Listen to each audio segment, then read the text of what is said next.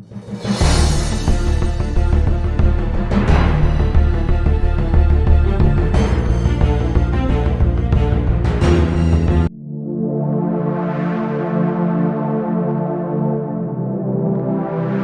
अवतार, धर्म की पुनर्स्थापना का युग। कल्कि अवतार के बारे में जानकारियां हिंदू पुराणों और ग्रंथों में मिलती हैं। भविष्य पुराण और श्रीमद् भागवत महापुराण में कल्कि अवतार का विस्तृत वर्णन किया गया है। कल्कि अवतार की भविष्यवाणी, आगमन का समय। कल्कि अवतार कल युग के अंत में आएंगे। यह समय वर्तमान युग के समाप्ति के बाद होगा, जब धर्म की हानि और अधर्म का प्रचुर मात्रा में विस्तार होगा। जन्म स्थान, भविष्यवाणी के अनुसार कल्कि का जन्म शंभल नामक गांव में होगा। शंभल एक पवित्र स्थान माना जाता है और इसे कुछ ग्रंथों में भारत का एक प्राचीन गांव बताया गया है। परिवार, उनके पिता का नाम विष्णु यश और माता का नाम सुमति बताया गया है। कल्कि का कार्य, कल्कि अवतार का मुख्य उद्देश्य धर्म की स्थापना और अधर्म का नाश करना होगा। वे अपने घोड़े देवदत्त पर सवार होकर दुष्टों का संहार करेंगे और एक नया युग, सत्य युग की स्थापना करेंगे। कल्कि के बाद क्या? कल्कि अवतार के बाद पृथ्वी पर सत्य युग का आरंभ होगा। इस युग में धर्म की पुनर्स्थापना। सत्य युग में लोग सत्य, न्याय और धर्म का पालन करेंगे।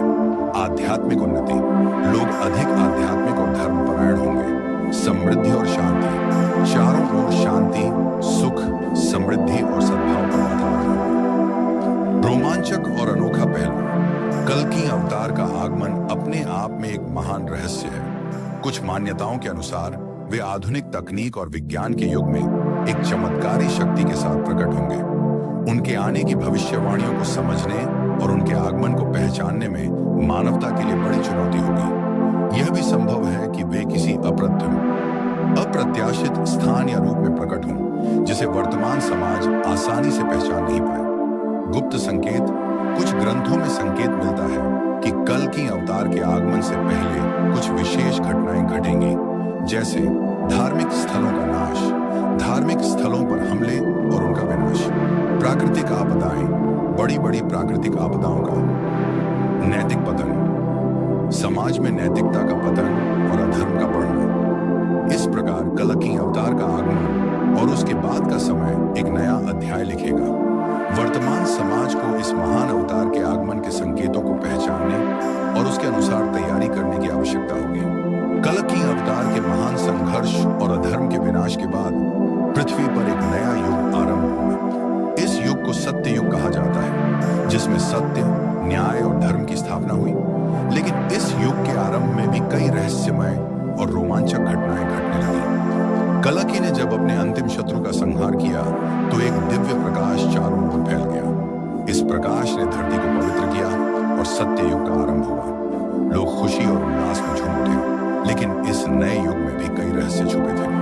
कल्कि के जाने के बाद शंभल गांव में एक प्राचीन ग्रंथ मिला, जिसमें भविष्य की कई घटनाओं का उल्लेख था। इस ग्रंथ में लिखा था कि सत्य युग के आरंभ में कई महान संत और ऋषि प्रकट होंगे, जो समाज को धर्म और सत्य के मार्ग पर ले जाएंगे। लेकिन इस ग्रंथ में कुछ पृष्ठ गायब थे, जो एक बड़े रहस्य को छुपाए हुए थे। सत्य युग के आरंभ के साथ ही अचानक प्राकृतिक आपदाएं घटने लगी। लोगों को समझ नहीं आया कि यह क्यों हो रहा है। कुछ लोग मानते थे कि यह अधर्म के बचे हुए अंश का परिणाम है, जबकि कुछ मानते थे कि यह एक नई चुनौती है, जिसे सत्य युग में मानवता को पार करना होगा। एक दिन शंभल गांव में एक रहस्यमय संत प्रकट हुए, जिनका नाम था ऋषि दिव्य दर्शन। उन्होंने दावा किया कि वे सत्य युग की नई धरोहरों को उजागर करेंगे। लेकिन उनके आगमन से पहले कई रहस्यमय घटनाएं घटी, जैसे कि गांव में अदृश्य शक्तियों का प्रकट होना और प्राचीन मंदिरों के द्वारों का खुलना। ऋषि दिव्य दर्शन ने लोगों को सत्य और धर्म के मार्ग पर चलने की शिक्षा दी। उन्होंने एक विशेष यज्ञ का आयोजन किया, जिसमें केवल सच्चे और धर्मनिष्ठ लोग ही भाग ले सकते थे।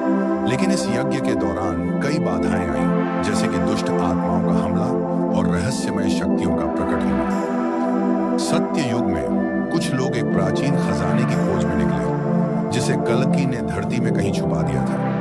इस खजाने में सत्य और धर्म की गूढ़ बातें छुपी हुई थी, लेकिन इस खोज के दौरान कई रहस्यमय और खतरनाक घटनाएं घटी, जैसे कि अदृश्य मार्गदर्शकों का प्रकट होना और रहस्यमय कक्षों का खुलना। सत्य युग की स्थापना के बाद भी एक अंतिम चुनौती बाकी थी। यह चुनौती थी मानवता को पूर्णतः धर्म और सत्य के मार्ग पर चलने की। इस दौरान एक महान यज्ञ का आयोजन किया गया, जिसमें पृथ्वी की सभी धर्मनिष्ठ आत्माओं को बुलाया गया।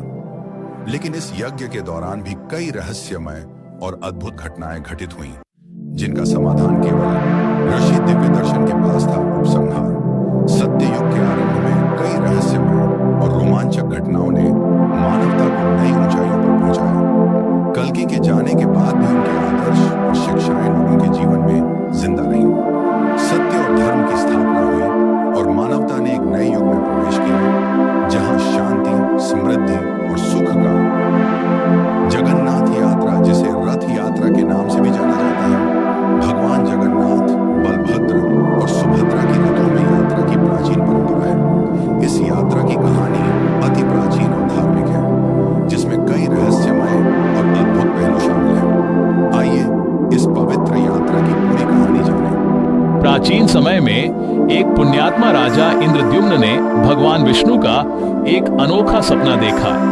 इस सपने में भगवान विष्णु ने उन्हें निर्देश दिया कि वह नीलांचल पर्वत, आधुनिक ओडिशा पर जाकर उनके एक अद्वितीय रूप की मूर्ति स्थापित करें। राजा ने अपने सपने की सच्चाई जानने के लिए नीलांचल पर्वत की यात्रा की और वहां उन्होंने एक दिव्य वृक्ष देखा। उस वृक्ष की लकड़ी से भगवान विष्णु, बलभद्र और सुभद्रा की मूर्तियों का निर्माण किया गया। देवताओं का निर्माण: राजा इंद्रद्युम्न ने देवर्षि नारद और भगवान ब्रह्मा की सलाह से भगवान विष्णु, बलभद्र और सुभद्रा की मूर्तियों का निर्माण करने के लिए एक कारीगर को नियुक्त किया। कहा जाता है कि यह कारीगर स्वयं भगवान विष्णु का अवतार विश्वकर्मा थे। विश्वकर्मा ने एक शर्त रखी कि मूर्तियों का निर्माण कार्य एक बंद कमरे में किया जाएगा और जब तक निर्माण कार्य पूरा नहीं हो जाता, कोई भी दरवाजा नहीं खोलेगा। अद्भुत मूर्तियां कई दिनों तक कारीगर ने बंद कमरे में मूर्तियों का निर्माण किया। जब राजा और रानी को लगा कि बहुत समय हो गया है, तो उन्होंने दरवाजा खोल दिया। दरवाजा खोलने पर कारीगर गायब हो गए और अधूरी मूर्तियां दिखीं। लेकिन देवर्षि नारद ने राजा को बताया कि यह मूर्तियां अधूरी नहीं, बल्कि पूर्ण और दिव्य हैं। रथ यात्रा की परंपरा समय के साथ भगवान जगन्नाथ, बलभद्र और सुभद्रा की मूर्तियों की पूजा बढ़ती गई। भगवान जगन्नाथ ने अपने भक्तों के प्रति अपनी दया और प्रेम दिखाने के लिए हर साल अपनी यात्रा पर जाने का निर्णय लिया। इस यात्रा को रथ यात्रा कहा जाता है। गुंडीचा मंदिर की यात्रा भगवान जगन्नाथ, बलभद्र और सुभद्रा को विशाल रथों में बिठाकर गुंडीचा मंदिर ले जाया जाता है, जो उनके मौसी का घर माना जाता है। यह यात्रा आषाढ़ महीने के शुक्ल पक्ष की द्वितीया तिथि को शुरू होती है और 9 दिन बाद भगवान मुख्य मंदिर लौटते हैं। रथ यात्रा का महत्व: रथ यात्रा भक्तों के लिए अत्यंत महत्वपूर्ण और पवित्र है। इस यात्रा में भाग लेकर भक्तजन भगवान जगन्नाथ के प्रति अपनी श्रद्धा व्यक्त करते हैं और पुण्य की प्राप्ति करते हैं। यह थी जगन्नाथ जी की रथ यात्रा की पूरी कहानी। यह यात्रा न केवल धार्मिक बल्कि सांस्कृतिक रूप से भी महत्वपूर्ण है और हर साल लाखों भक्तों को पुरी में आकर्षित करती है। जगन्नाथ यात्रा, जिसे रथ यात्रा के नाम से भी जाना जाता है, भगवान जगन्नाथ, बलभद्र और सुभद्रा की रथों में यात्रा की प्राचीन परंपरा है। इस यात्रा की कहानी अति प्राचीन और धार्मिक है, जिसमें कई रहस्यमय और अद्भुत पहलू शामिल हैं। आइए इस पवित्र यात्रा की पूरी कहानी जानें। वीडियो देखने के लिए बहुत